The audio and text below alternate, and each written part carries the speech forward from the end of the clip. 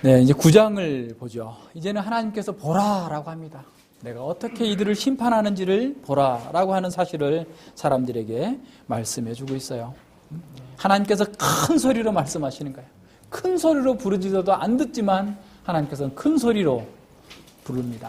살육하는 기계를 가진 6명의 전사들을 불러요. 원래 이 6명의 전사는 이스라엘을 보호하기 있는 전사예요. 그런데 이제는 이스라엘을 살육하기 위해서 유다 백성들을 살육하도록 보냄을 받는 이런 상황을 보여줍니다. 그리고 거기서 이제 그 중에 베옷을 입은 사람이 있죠. 이 베옷은 천사가 입는 옷이기도 하고 제사장이 입는 그런 옷이기도 합니다. 그 사람에게 먹을 줘서 이렇게 이마에다가 표를 함으로써 그 살육당하는 중에서 예루살렘의 그런 불의와 부패와 우상 숭배 때문에 심령이 외통하고 슬퍼하는 자들에게 구원하는 그 표를 주라라고 하는 그런 말씀이 주어집니다. 이 우상 숭배로 말미암아서 사실 헤렘의 헤렘, 진멸하는 겁니다. 이스라엘을 다 진멸하는 거예요. 여호수아서에서 가나안 땅에 그 우상 숭배하던 자들을 다 진멸하셨던, 유아와 어린아이와 노인과 모든 아이들을 다 진멸하셨던 그 하나님이 가나안 땅을 더럽히고 하나님을 등지고 배반한 이스라엘 백성들을 이렇게 헤렘하시겠다라고 선언하고 있는 겁니다. 죽이는 그 끔찍한 장면을 보여주는 거예요. 물론 여기서는 천사가 나타났지만 실제로 이건 환상이에요. 그렇기 때문에 나중에 이제 바벨론 군대가 와서 하죠. 그래서 밖에 있는 자는 칼에 죽고 안에 있는 자는 기근과 원역에 죽는 이런 상황들을 지금 이렇게 표현해 주고 있는 겁니다. 하나님께서 이스라엘 백성을 향하여서 거룩한 전쟁을 선언하고 있는 것이죠. 얼마나 끔찍한 일입니까? 이스라엘 백성들은 하나님께서 자기를 지키실 거라고 했지만 그 하나님께서 자신들을 오히려 치러 나오시고 있다는 사실을 보여주고 있는 것이죠. 이런 것들은 사실 우리의 감정과 우리의 마음에 굉장히 불편합니다. 사랑의 하나님께서 어떻게 자기 백성들을 이렇게 잔인하게 어린아이로부터 노인에 이르기까지 남녀노이를 불문하고 다 진멸할 수 있을까? 이것이 어떻게 사랑의 하나님과 조화가 될 수 있을까라고 하는 의문을 가질 수 있어요. 그래서 초대교회 당시에 마르시온이라고 하는 이단이 있는데요. 그 마르시온이라고 하는 이단은 구약의 하나님과 신약의 하나님을 나눕니다. 구약의 하나님은 진노로 들끓는, 통제될 수 없는 그런 어떤 야만적인 신이다라고 생각하고, 그래서 구약을 다 버려버리는 거예요. 신약의 하나님은 오직 사랑의 하나님, 어떤 일에도 사랑만 베푸시는 그런 하나님이다라고 그래서 신약만 이렇게 받았던 그런 이단이 있어요. 그 당시에 터툴리안이라고 하는 그 교부는 그 마르시온의 신에 대해서 이렇게 말하고 있습니다. 그 신은 악을 원치 아니함으로 악을 심판하며 악을 금지함으로 악을 비난한다. 다른 한편으로는 마르시온이 믿는 그 신을 얘기하는 겁니다. 다른 한편으로 그 신은 악을 복수하지 않음으로 무죄를 선언하고 악을 벌하지 않음으로 자유로이 돌아다니게 한다. 이게 얼마나 진리를 속이는 신인가? 얼마나 자신의 결정에 대한 위선적인가? 그는 자기가 실제로 비난하는 것을 비난하기를 두려워한다. 사랑하지 않는 것을 미워하기를 두려워하는 그런 신은 참된 신일 수 없다라는 겁니다. 그럼에도 불구하고 오늘날 우리 시대에 현대판 마르시온들이 얼마나 많은지 모릅니다. 그 사람들은 죄에 대한 하나님의 말씀을 빼버립니다. 죄에 대한 하나님의 분노를 말하지 않습니다. 그들은 분노 없는 하나님, 십자가 없는 그리스도의 사역을 통해서 죄 없는 인간을 심판 없는 왕국으로 인도하느라고 굉장히 열심히 노력을 하고 있죠. 그러나 하나님의 거룩하심은 하나님의 백성과 순결에 대한 가장 분명한 선포이고 선언이기도 합니다. 또한 우리가 우리 자신을 불결하게 만들 수 있는 모든 것으로부터 완전히 분리하라고 하는 요구이기도 합니다. 하나님께서는 하나님의 거룩하심에 반하는 그 모든 죄를 무한히 혐오하신다라는 사실을 알아야 됩니다. 그래서 하박국 선지자는 하나님은 눈이 정결하심으로 악을 참아 보지 못하신다라고 말씀하고 있어요. 우리가 이런 하나님을 알 때 우리가 죄로부터 벗어날 수 있습니다. 물론 예수님 믿는 우리에게 있어서 이 하나님의 죄에 대한 징계죠. 징계. 완전한 심판, 진멸, 멸망은 아니고 징계를 받아요. 그러나 이것이 그렇게 쉬운 것이 아닙니다. 하나님의 징계는 엄청 큰 거예요. 다윗의 경우를 한번 생각해 보세요. 다윗처럼 하나님께서 사랑하시는 자가 어디 있었어요? 다윗처럼 하나님을 사랑했던 자가 어디 있어요? 그러나 그가 죄를 지었을 때 하나님은 그를 철저하게 징계하십니다. 사무엘하 11장 이후의 다윗의 생애는 정말 수고와 고통과 아픔의 세월을 보내는 거예요. 그 죄의 결과 하나님께로부터 오는 징계입니다. 우리가 이 하나님의 거룩하심을 안다면 우리는 그 무엇보다도 죄를 피하려고 하는 것이죠. 이제 9장 8절에서 이 에스겔은 하나님께 정말 탄식적인 탄원을 합니다. 그렇게 많은 사람이 살육당하고 조금도 긍휼과 자비가 없이 모든 사람들이 죽어가는 그 상황을 보면서 정말 하나님 다 죽이실 겁니까? 라고 묻는 거예요. 8절 보십시오. 오호라 주 여호와여 예루살렘을 향하여 분노를 쏟으시오니 이스라엘의 남은 자를 모두 멸하시려나이까. 하나님께서 에스겔을 금강석처럼 강하게 만들었음에도 불구하고 자기 동족과 백성들이 이렇게 끔찍하게 진멸당하는 그 모습을 보면서 에스겔은 부르짖지 않을 수 없는 그런 상황에 된 것이죠. 하나님 정말 저들을 다 죽일 겁니까? 하나님께 대한 도전적인 질문입니다. 이스라엘의 남은 자 모두를 죽이실 겁니까? 이렇게 함으로써 하나님께서 아브라함에게 약속하셨던, 다윗에게 약속하셨던 그 모든 언약들을 끝내실 겁니까? 라고 묻는 것이죠. 하나님께서 이 남은 자들마저 멸하신다면 이스라엘의 열방을 위한 하나님의 그 더 광범위한 목적을 수행할 사람은 어디 있습니까? 어디에 남게 됩니까? 라고 묻는 거예요.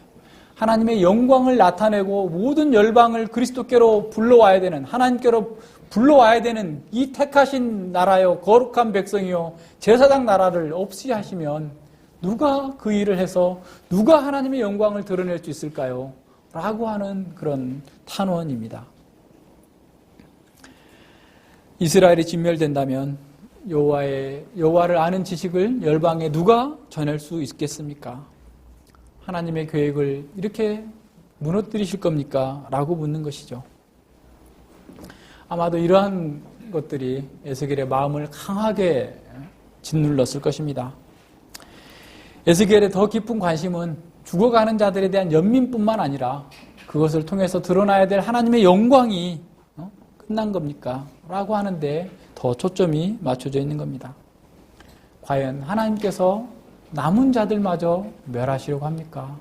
라고 하는 그런 부르짖음이죠.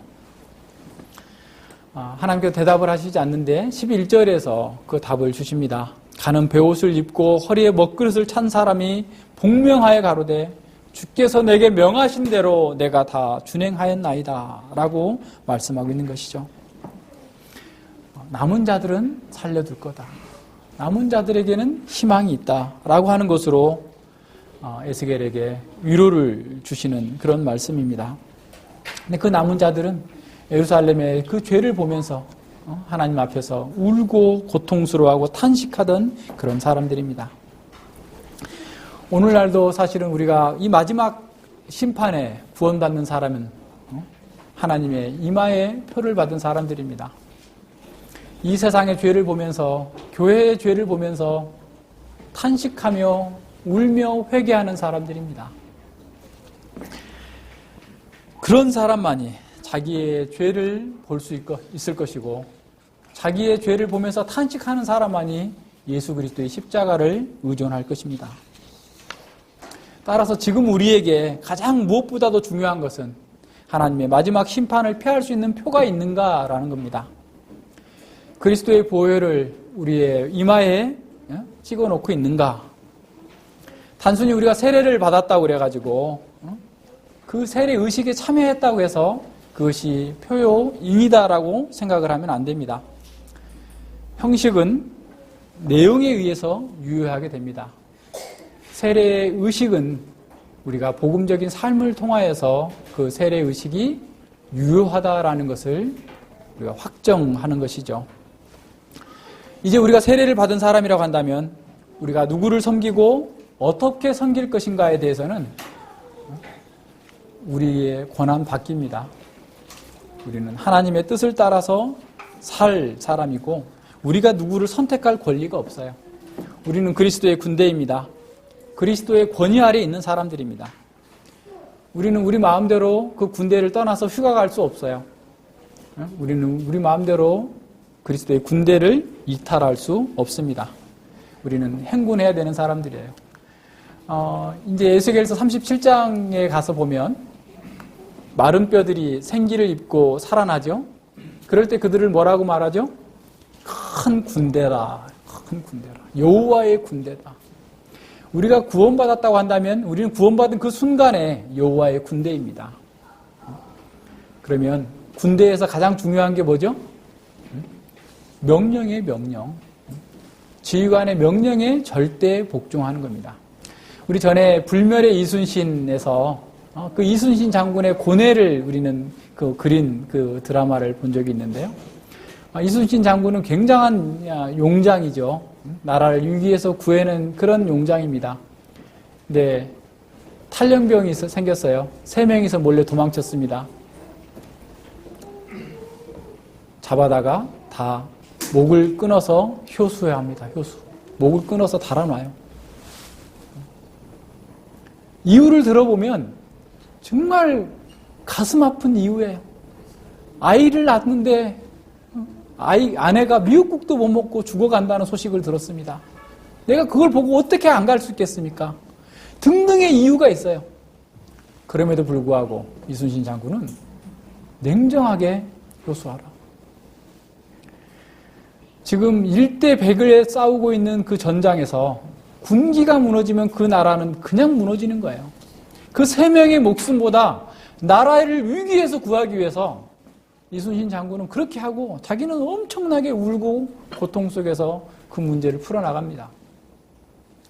우리 자신의 문제에 연연해가지고 이런저런 핑계를 대면서 그리스도의 군사로서 싸우지 않고 변명을 하게 되면 우리만 문제가 되는 게 아니라 우리가 속한 군대의 위험을 주게 되는 거예요. 그렇기 때문에 우리는 이 군대의 명령에, 지휘관의 명령에, 예수님의 명령에 절대 복종해야 돼요. 그것이 우리가 구원받은 자의, 임받은 자의 특징이고 삶인 것입니다. 우리가 우리의 장군과 보조를 맞추거나 그렇지 않으면 그 후의 결과를 직면해야 됩니다. 교회도 타협의 여지가 없어요. 교회가 이 땅에 있는 것은 사람들끼리 모여서 즐겁고 큰 재미있고 그래서 이 세상을 편안하게 행복하게 살고자 하는 그 목적이 아니에요. 1차적으로. 물론 그거 주어집니다. 그러나 1차적인 목적은 이 세상 가운데 사단의 통치를 이겨내고 하나님의 나라에 복음을 심는 거예요. 그 일을 해야 됩니다. 교회가 그 어떤 타협을 하지 않아요. 해서는 안 됩니다. 오직 주님께만 충성하고 우리 마음속에 있는 우상들을 자각하고 그것들을 말씀의 검으로 진멸해 나가야 됩니다. 교회는 하나님이 거하시는 그 성전입니다. 그 성전에 우상들을 끌어들여서는 안 되는 것이죠. 하나님을 떠난 사람들은 모두가 중독자입니다. 그들은 모두 자기 사랑에 중독되어 있고 자기 연민에 중독되어 있고 자기 방식에 중독되어 있습니다. 그래서 하나님마저라도 자기에게 이득이 된다면 자신을 위해서 싸워줄 용병 정도로 생각하고 이용하고자 하는 것이 바로 자기 사랑에 중독된 사람의 모습입니다. 얼마 전 어떤 개그맨 출신의 목사가 어느 교회에 와서 이런 얘기를 했답니다. 자신이 기도하면 돌머리도 다이아몬드가 되고 공부 안 해도 시험 100점 맞을 수 있고 자기가 기도할 때마다 하나님께서 다 예언으로 보여주신다는 거예요. 그래서 자기한테 기도받으면 모든 것이 다 해결될 것처럼 얘기하더라는 겁니다. 왜 이렇게 계명된 시대에 그런 무당 같은 목사들이 활개치고 다닙니까? 왜 이렇게 오락의 시대에 개그맨 목사들이 교회의 강단을 점령하고 있습니까? 왜 그럴까요? 사람들이 자기 사랑의 우상에 젖어 있기 때문에 그래요. 자기에게 유익이 된다면, 자기 감정에 유익하다면, 자기에게 좋은 것이라고 생각이 된다면 그 무엇이라도 받아들일 준비를 하고 있기 때문에 그런 사람들이 활개치고 다니는 겁니다. 자기 행복을 추구하는 사람은 누가 와서 설교하든 자기를 행복하게만 해주면, 듣기에 좋은 얘기만 해주면 그걸 다 받아들일 준비를 하고 있어요. 그러니까 그게 가능한 거예요. 사실 교회에 오는 목적도 자기 만족을 위해서 오기 때문에 자기 육신의 코드에 맞는 얘기를 하고 자기 정서에 합당한 얘기를 하면 그 웃기는 얘기든 무슨 얘기든 모욕적인 얘기까지라도 은혜 받았다라고 얘기하면서 나아가는 것이 오늘 우리 시대의 상황입니다. 그래서 이런 시대에 사람들을 많이 모으게 하는 방식은 뭐냐면 앞서 얘기한 것처럼 도파민이 잘 분비될 수 있도록 적절하게 심리적이고 정서적이고 이런 것들을 자극해주면 돼요. 사람들을 위해주는 것처럼 얘기하고 그들에게 행복을 줄 것처럼 얘기하면 사람들이 많이 올 수 있습니다. 근데 문제는 뭘까요? 그런 도파민의 분비를 촉진시키는 것으로 사람을 모으게 되면 나중에 내성이 생겨요. 그래서 더 강한 자극을 원합니다. 더 강한 자극을 원하게 돼요. 그래서 더 센 얘기를 해야 되고, 더 웃겨야 되고, 더 재밌어야 되고, 더 화려해야 됩니다. 그런데 나중에 가면 그것마저도 통하지 않아요. 그것마저도. 내성이 생겨요. 재미가 없는 거죠. 제가 아는 어떤 분이 있어요. 가까운 분인데요. 이분이 그런 그 은사주의 교회를 다녔습니다. 거기도 뭐 예언한다고 그러고 뭐 난리가 아니에요. 근데 뭐 자기가 아주 뭐 이렇게 장사를 잘 하고 있었는데, 진짜 교회를 한번 잘 섬기겠다고 여전도 회장이 되더니, 그 가게 문 닫았어요. 잘 되는 가게 문 닫고 열심히 가서 막 한 거예요. 그래서 리더십의 중심에 들어가서 열심히 해봤더니, 그 리더들의 그 부패한 그 모습들을 보면서 도무지 은혜가 되지 않는다는 거예요. 그래서 더 큰 자극을 찾아서 여기저기 계속 돌아다니는 거예요. 그런데 나중에는 그 어디에서도 무감각해져 버린 거예요. 지금 교회를 안 나가고 있어요. 몇십 년 이렇게 다니더니 한 20년 가까이 교회를 다닌 사람인데 교회를 안 나가고 있어요. 그러한 자극으로는 되지 않습니다. 해결되지 않아요. 사람들은 육신의 자극에 의존할수록 더 큰 자극을 원하게 되고 내성이 생겨서 아무것도 못 느끼는 불감증이 오는 거예요. 이것은 의학적으로도 증명된 겁니다. 목사들이 타락하는 이유가 뭔지 아세요? 목사들이 자꾸 이런 걸 의존한 거예요. 육신적인 것을 의존하고 정서적인 걸 의존하고 이러한 어떤 도파민을 의존해서 자기도 행복하고 교회도 커질 거라고 생각을 한 거예요. 자, 그런 육신적인 것은 성적인 거나 다 비슷한 거예요. 그것이 종교적으로 발산되고 있을 뿐이지 종교적이라고 해서 그게 육신적인 게 아닐 수 없어요. 종교적으로 발산할 뿐이지 육신적인 거 똑같아요. 그래서 그들은 그런 성적인 면에서 실족하게 되고 계속해서 어려움을 겪게 되는 겁니다. 그들이 실족하지 않았다 할지라도 언제든지 넘어질 수 있어요. 얼음판을 걷고 있는 것이거든요, 그건. 육신적 추구를 하는 것은 결국은 넘어질 수밖에 없는 상황인 거예요. 이스라엘 백성들과 마찬가지 상황입니다. 그런 사람들은 이제 계속해서 죄에 빠지게 되면 죄를 끊을 수가 없어요. 금단 현상 때문에. 계속해서 똑같은 짓을 합니다. 우상 숭배의 본질은 하나님의 실제를 부정하는 게 아닙니다. 에스겔 시대의 사람들도 하나님을 불렀고 예배했고 성전 예배에 번질나게 드나들었어요. 그런데 문제는 뭐냐면 하나님의 존재를 부정하는 것이 아니라 하나님의 주권을 인정하지 않는 겁니다. 하나님이 아닌 다른 것에서 자신의 안전을 추구하는 것입니다. 하나님을 예배하면서도 실용적인 상황에서는 실용적인 선택을 하는 거예요. 자신의 현재적인 이익을 선택하는 것이죠. 자신의 감정에 충실하는 겁니다. 자기 사랑의 우상들은 우리들에게 이렇게 소리를 쳐요. 너의 그런 필요를 당장 채우는 것, 자신의 욕구에 충실한 것, 그것보다 중요한 것은 세상에 없다라고 얘기합니다.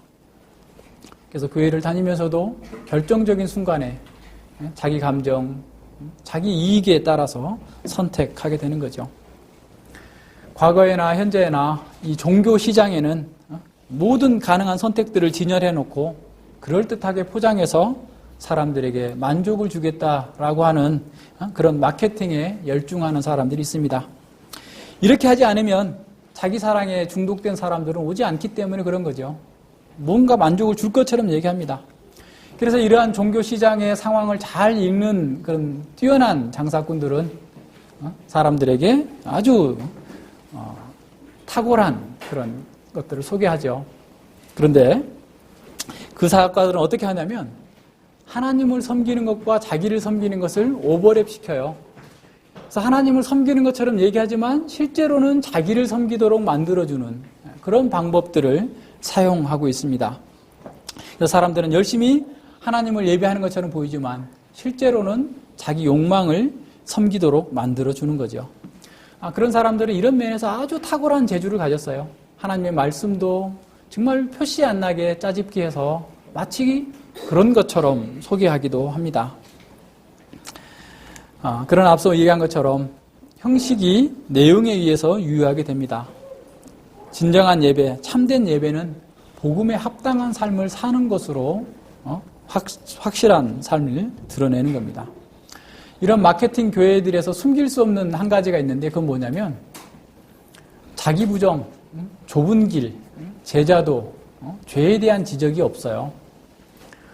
성경 전체를 설교하지 않습니다. 위로와 사랑과 이런 메시지만 전하는 거예요. 평생토록 하나님의 사랑만 전해도 우리 다 설교 못하는데 왜 자꾸 죄를 얘기하고 사람들을 책망하는 것을 해가지고 사람들이 마음에 불편하게 하느냐. 그렇게 하지 말라. 아예 부교육자들을 그렇게 교육시키는 분들도 있어요. 그러나 하나님의 경륜 전체를 설교하지 않는 것은 참된 복음 전도가 아닙니다. 좁은 길이 없는, 제자도가 없는 그런 복음은 여전히 육신적인 우상 숭배의 다름 아닌 거예요. 사람들이 그 가운데서 어떤 금욕도 얘기하기도 하고요. 절제도 얘기하기도 하고 제자도를 얘기하는 분들도 있어요. 그런데 그 실상을 들여다보면은요. 그것마저도 소비자 중심의 얘기를 하고 있는 거예요. 자신의 영적인 해탈이 중요하고 자신의 영적인 어떤 성공에 초점을 맞춰져 있어요. 제자가 되는 것도 자기가 성공하기 위해서 제자가 돼야 된다고 생각하는 거예요. 제자 훈련을 1년쯤 받은 어떤 분이 얘기를 하는데 자기가 만약 사업에 실패하기 전에 제자 훈련을 받았다면 사업에서 성공했을 텐데 라는 얘기를 하더라고요. 근데 그분은 아무것도 몰라요. 그래서 뭘 하냐 그랬더니 자기는 회사에 가가지고 아침에 가자마자 주기도문 100번 하고 한다는 거예요. 주기도문 100번 하면 마귀가 다 물러나가고 자기가 마음이 편해져가지고 사업을 잘 할 수 있다는 거예요. 그게 제자 훈련의 결과입니까? 그게 주술적인 방법과 무슨 상관이 있습니까? 주기도문을 가지고 주술적으로 사용하도록 주님께서 우리에게 그걸 가르쳐 주셨어요? 전혀 그렇지 않아요. 이런 상황이에요. 왜 그럴까요? 자기 섬김에서 벗어나지 못했기 때문에 그런 거예요. 자기라고 하는 우상에서 중독된 게서 벗어나지 못했기 때문에 그런 거예요. 목회자들도 학위에 그렇게 목을 맵니다. 박사학위를 하는 걸 그렇게 좋아해요. 그래 또 어떤 교회에 청병을 받을 수 있기 때문인지도 모르죠. 그런데 성경을 아는 데는 관심이 없어요. 목사님, 성경 그렇게 보면 안 돼. 이렇게 봐야 돼. 이렇게 해석해야 돼. 들으려고 하지 않아요. 성경 전체의 문맥에서 그 본문의 문맥에서 무슨 말을 하고 있는지를 알고자 하지 않습니다. 그저 세상에서 주는 스펙, 사람들이 그를 박사라고 불러주는 것만을 기뻐하고 좋아해요. 신학 박사 가진 사람이 성경 본문을 보는데 중학생들이 그냥 성경 읽으면 그냥 해석할 수 있는 정도의 얘기를 하고 있어요.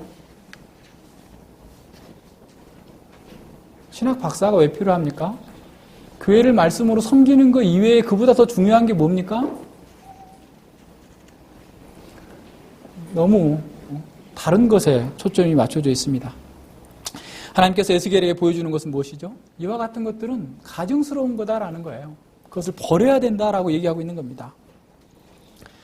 장차 올 심판도 우리에게 중요하지만 더 중요한 것은 우리가 이러한 우상을 함께 섬길 때 우리 속에서 진정한 그리스도의 안에서 주어지는 그 복을 상실한다라는 거예요. 평안이 없습니다. 진정한 자유가 없어요. 안식이 없어요. 우상은 우리에게 자유를 주지 않아요. 안식을 주지 않습니다. 우리를 두렵게 하고 근심하게 하고 안절부절하게 하고 그러면서 계속해서 헛된 일에 우리의 시간과 에너지와 자원을 낭비하도록 만드는 거예요. 하나님을 떠난 사람의 특징이 그런 것들이죠. 사람들이 원하는 그 행복은 행복 그 자체가 목표가 될 수 없습니다. 실제로 그것이 어떤 행복을 준다 할지라도 잠시뿐이에요. 내성이 생겨요.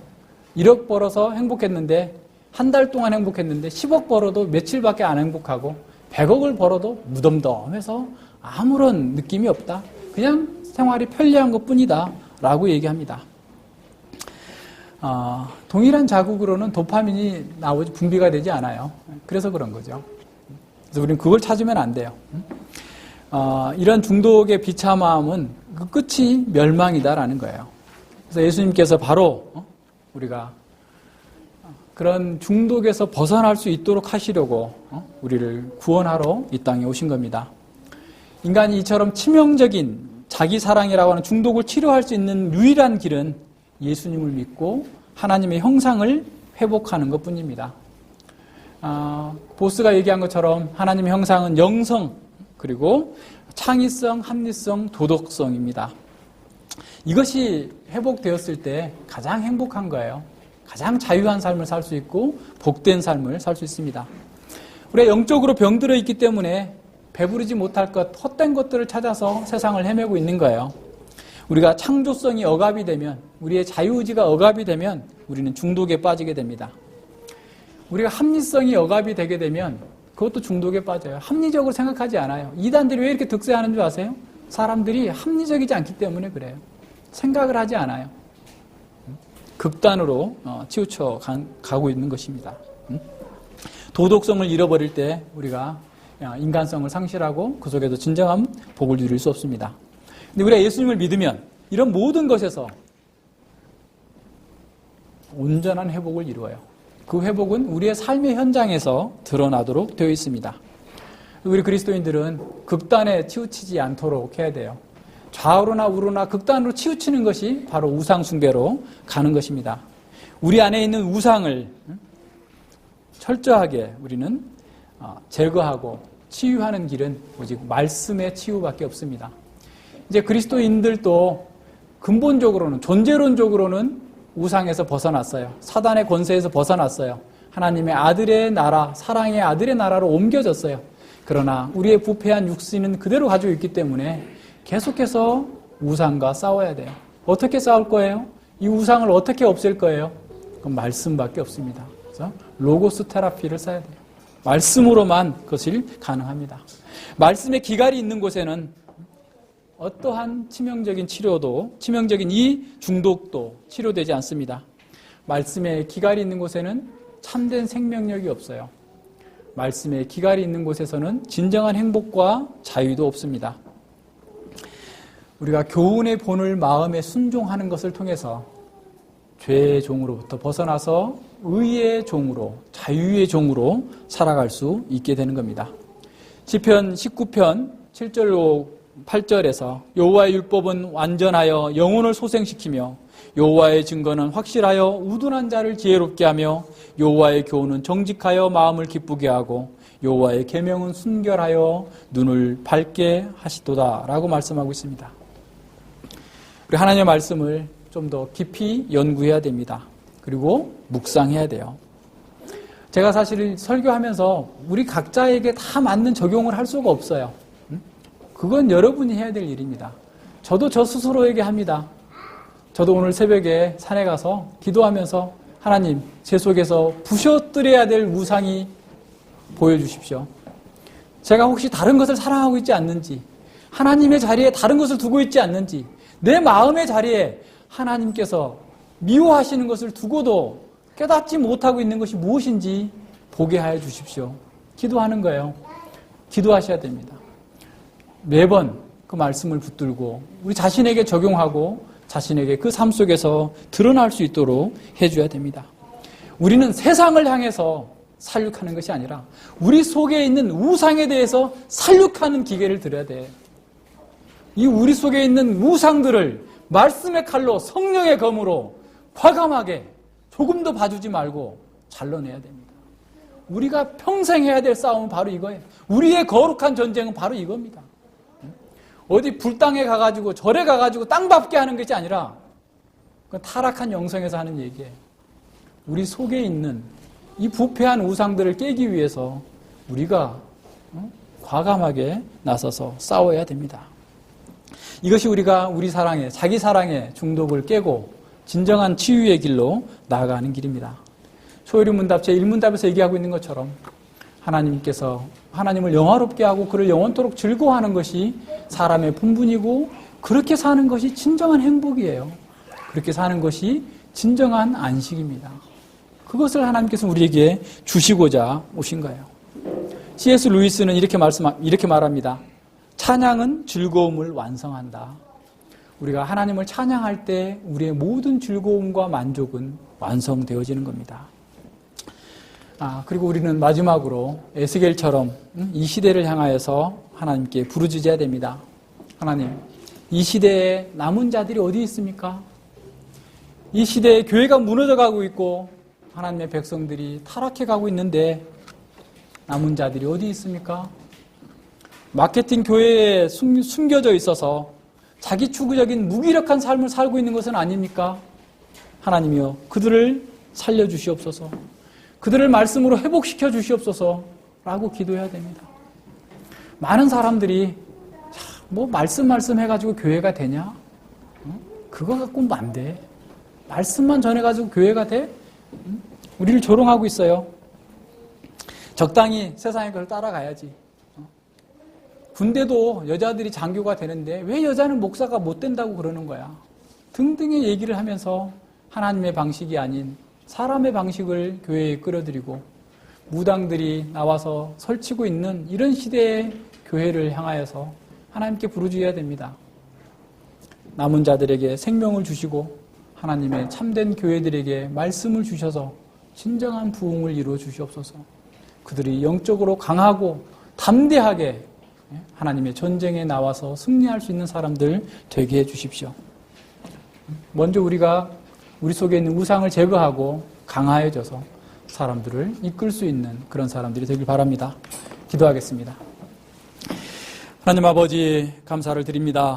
주께서 이 에스겔 8장과 9장의 말씀을 통하여서 우리 자신을 보여주시니 진실로 감사를 드립니다. 아버지여, 성전에서 우상을 섬겼던 자들이 유다 백성만이 아니라 유다의 지도자들만 아니라 바로 우리들이었음을 보게 되었습니다. 아버지여, 이러한 죄들을 구원하시려고 예수님께서 우리를 위하여서 십자가에 못 박혀 죽으셨음을 압니다. 아버지여, 진실로 감사를 드립니다. 이러한 아버지의 표를 받은 자로서 우리가 이 땅 가운데에서 어떻게 존재해야 될지를 다시 한번 생각해 보게 됩니다. 아버지여, 저희들이 더욱더 하나님의 말씀 가운데에서 하나님만을 존귀케 되어줄 수 있도록 우리의 삶과 우리의 마음과 우리의 모든 것들을 주께서 주장하여 주시옵소서. 하나님의 말씀으로 우리의 우상에 중독된 것들을 치료하여 주시옵시고 하나님의 말씀의 검으로 우리 속에 있는 모든 우상들을 쳐서 죽일 수 있도록 저희들에게 힘을 주시고 능력을 더하여 주시옵소서. 그래서 이 시대 가운데 하나님의 백성으로서 하나님의 영광을 드러내며 빛이 되고 소금이 될 수 있도록 은혜해 주시옵소서. 감사드리며 예수님 이름으로 기도드립니다. 아멘.